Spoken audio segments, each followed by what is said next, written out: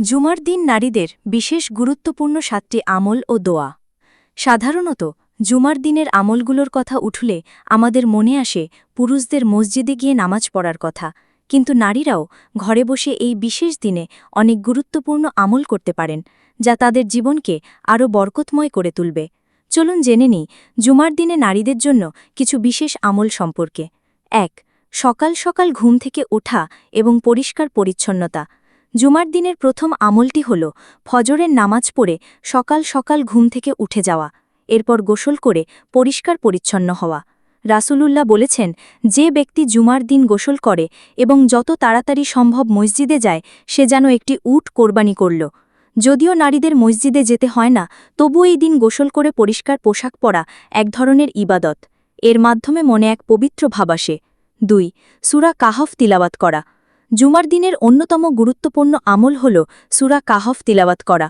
হাদিসে এসেছে, যে ব্যক্তি জুমার দিন সূরা কাহফ পড়বে তার জন্য ২ জুমা পর্যন্ত একটি নূর আলোকিত করে রাখা হবে। এটি শুধু পুরুষের জন্য নয়, নারীদের জন্যও প্রযোজ্য। ঘরে বসে বা কাজের ফাঁকে এই সূরাটি তিলাওয়াত করে এর বিশেষ ফজিলত লাভ করা সম্ভব। ৩. বেশি বেশি দুরূদ পাঠ করা। জুমার দিনে দুরূদ পাঠের গুরুত্ব অপরিসীম। রাসূলুল্লাহ বলেছেন, তোমাদের দিনগুলোর মধ্যে জুমার দিন হল সবচেয়ে উত্তম দিন। এই দিনে তোমরা আমার উপর বেশি বেশি দুরূদ পাঠ করো। দুরূদের মাধ্যমে আমরা রাসূলুল্লাহর প্রতি ভালোবাসা প্রকাশ করি। এর বিনিময়ে আল্লাহ আমাদের উপর রহমত বর্ষণ করেন। সারাদিন কাজ করতে করতেও আপনি সহজেই দুরূদ পাঠ করতে পারেন। ৪. দোয়া করা। জুমার দিনে একটি বিশেষ মুহূর্ত আছে যখন দোয়া করলে তা কবুল হয়। এই সময়টি কখন তা নিয়ে মতভেদ থাকলেও বেশিরভাগ আলেমের মতে এটি আসরের নামাজের পর থেকে মাগরিবের নামাজের আগ পর্যন্ত। এই সময়টি আমাদের জন্য খুবই মূল্যবান। নারীরা ঘরে বসে এই সময় একাগ্রতার সাথে আল্লাহর কাছে নিজেদের সব প্রয়োজন ও ইচ্ছা পেশ করতে পারেন। ৫. গরিব দুঃখীদের সাহায্য করা। জুমার দিনে দান সৎকার বিশেষ ফজিলত হয়েছে। এই দিনে আপনি আপনার সামর্থ্য অনুযায়ী গরিব দুঃখীদের সাহায্য করতে পারেন। সেটা হতে পারে কিছু খাবার বা সামান্য অর্থ দিয়ে। এতে আল্লাহ আপনার রিজিকে বরকত দেবেন এবং আপনার নেকি বৃদ্ধি করবেন। ৬. স্বামী ও পরিবারের খেদমত করা। স্বামী ও পরিবারের খেদমত করাও একটি বড় ইবাদত। জুমার দিনে পুরুষরা মসজিদে যাওয়ার প্রস্তুতি নেওয়ার সময় নারীরা তাদের সাহায্য করতে পারেন।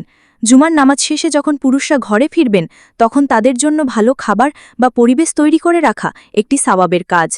৭. জিকির ও তাসবিহ পাঠ করা।